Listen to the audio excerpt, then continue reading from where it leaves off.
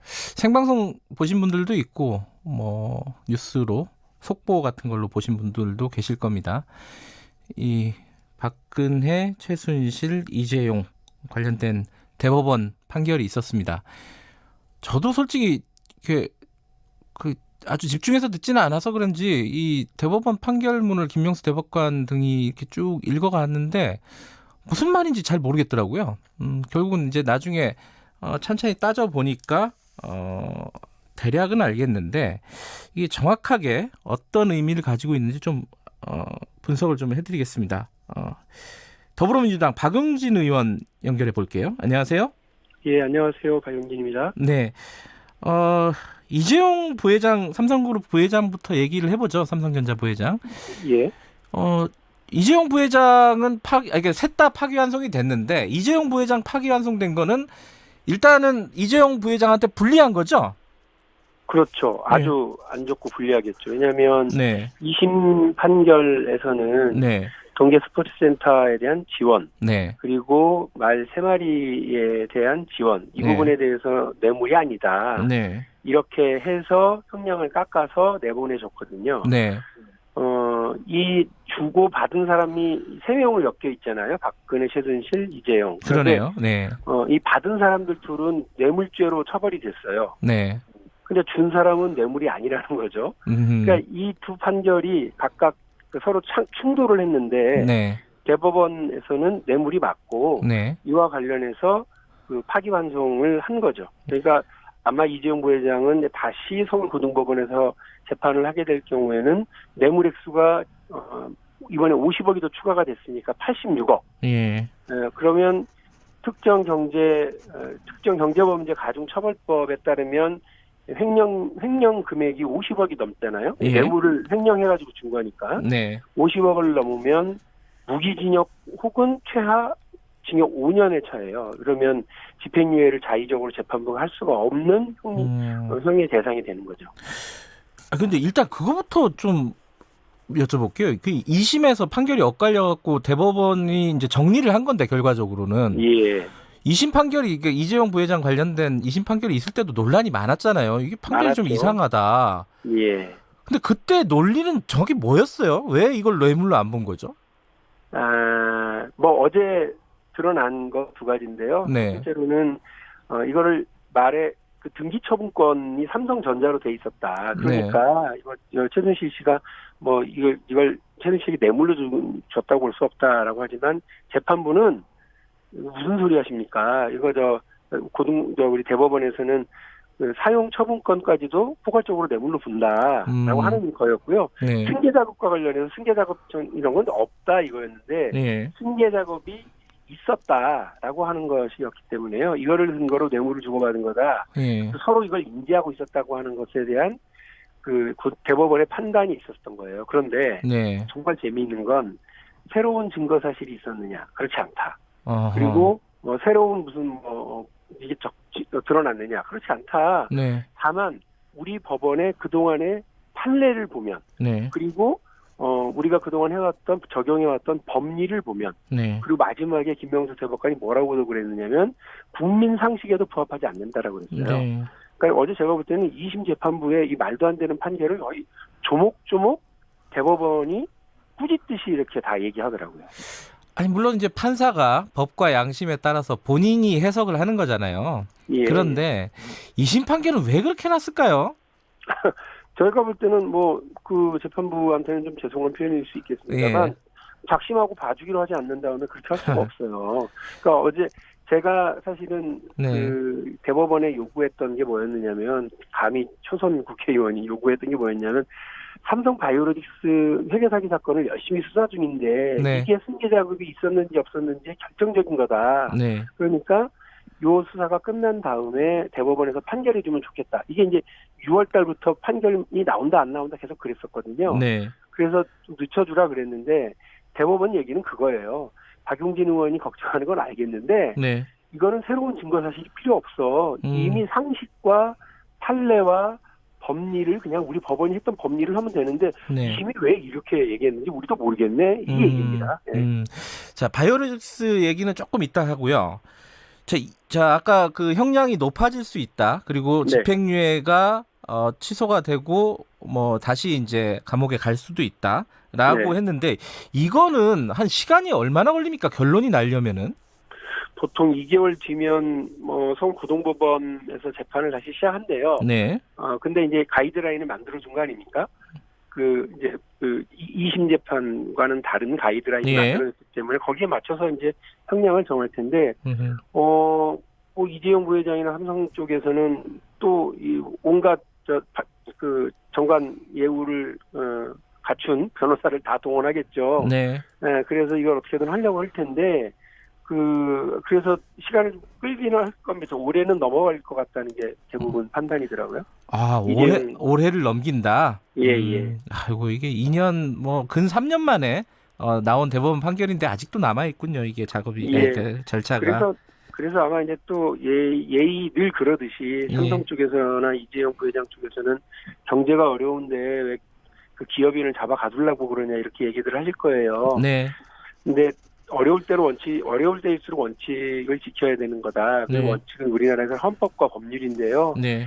그 법을 어겨가면서 재벌 총수의 극히 사적인 그 이익을 지키기 위해서 네. 기업이 동원되고 기업의 인적 자원, 물적 자원이 동원되는 이런 말도 안 되는 일은 다시 있어서는 안 되는 거고요. 네. 그 똑똑한 사람들 동원해서 공장 바닥이나 뜯어내고 증거물이나 숨기려고 하는 네. 이런 방식으로는 삼성이 더 이상 글로벌 리딩 그룹으로서의 역할을 할 수가 없어요. 예. 그러면 그 얘기도 있어요. 그 파기환송돼서 이제 고등법원에서 다시 심리를 하면요. 네, 판사가 장량 감량 그러니까 뭐 판사의 판사가 이제 자의적으로 할 수 있는 재량으로. 재량으로 할 수 있는 감량이 있잖아요. 예, 예. 그래서 뭐 예컨대 뭐 7년 줄 거를 한 반까지 줄일 수 있다면서요. 네, 그렇긴 하죠. 그럴 가능성은 없나요, 혹시? 뭐 그게 대략적인 이게 저 흐름을 보면 네. 그 보통 3년 정도까지는 네. 그 3년형을 부여하고 집행유예를 해주고 이럴 수 있습니다. 네. 그러나 이제 그 5년으로 법이 정해놓은 것은 네. 그 5년 이상을 할 수밖에 없고 네. 또 집행유예는 뭐 거의 예가 없다고 하더라고요. 네. 네. 근데 이제 뭐 예컨대 네. 이제 뭐 이재용 부회장이 이게 횡령액을 이제 이제 다시 반납을 했다. 뭐 그런 네. 거 플러스 지금 방금 말씀하신 지금 뭐 한일 관계도 그렇고 경제도 어려운데 이 이재용 부회장 가두면 안 된다 이런 논리로 이제 변호사가 변호를 하지 않겠습니까? 네. 그런 부분들이 또 일정 부분 받아들여지지 않을까? 라는 뭐 그런 생각을 갖고 있는 사람들도 있습니다. 예. 어떻게 예상하십니까?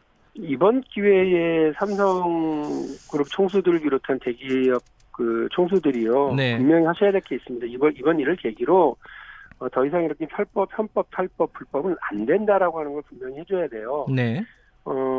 특히나 삼성 같은 경우 생각을 해보면 이병철 선대회장이 이건희 회장에게 넘겨줄 때 수조 원의 돈을 차명으로 해가지고 곰탱이로 넘겨준 거 아닙니까? 네. 그리고 그거를 세상에 우리 법은 뭐 면죄부 수사의 면죄부 재판으로 끝났고요. 네. 96년도에 저질렀던 이건희로부터 이재용으로 넘어가는 이 경영권 승계의 과정에서는 이른바 에버랜드 전환사채 사건이라고 하는 전무후무한 일들을 만들었어요. 그런데 네. 또 재판부는 수사도 늦게 시작했고 네. 재판부는 이에 대해서 무죄를 선고합니다. 그러니까 네. 그동안 대한민국의 법은 분명히 살아있었는데 살아있는 법을 적용을 하지 않는 황당한 일.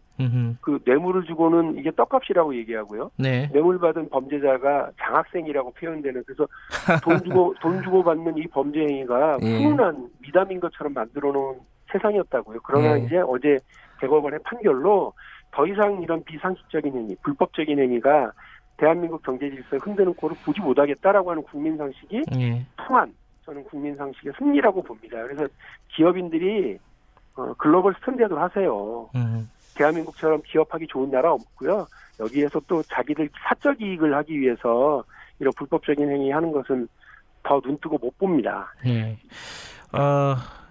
삼성 바이오로직스 얘기도 해야 되는데 예. 이거는 지금 이제 어제 이재용 부회장 관련된 건 핵심이 두 가지였잖아요. 뇌물 액수에 문제가 있었고 하나는 네. 경영권 승계 작업이 있었느냐 없었느냐 예. 요 얘기가 있었는데 있었다고 명시를 했지 있었다. 않습니까? 그렇죠. 요것이 삼성 바이오로직스에 어떻게 연결이 되는지 좀 설명을 해주세요.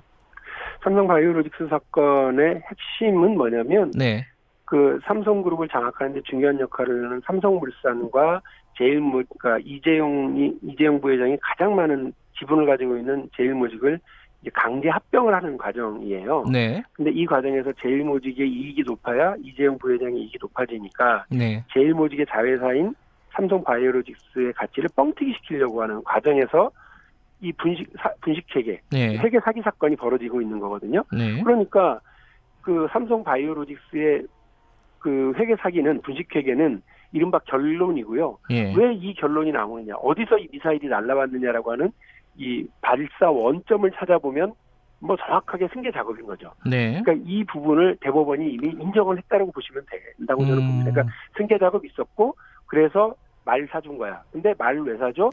그 삼성물산과 제일모직을 합병하는 과정에서 그 삼성물산 쪽이 지분을 많이 가지고 있었던 국민연금이 거기에 동의를 해주는 조건으로 사주는 겁니다.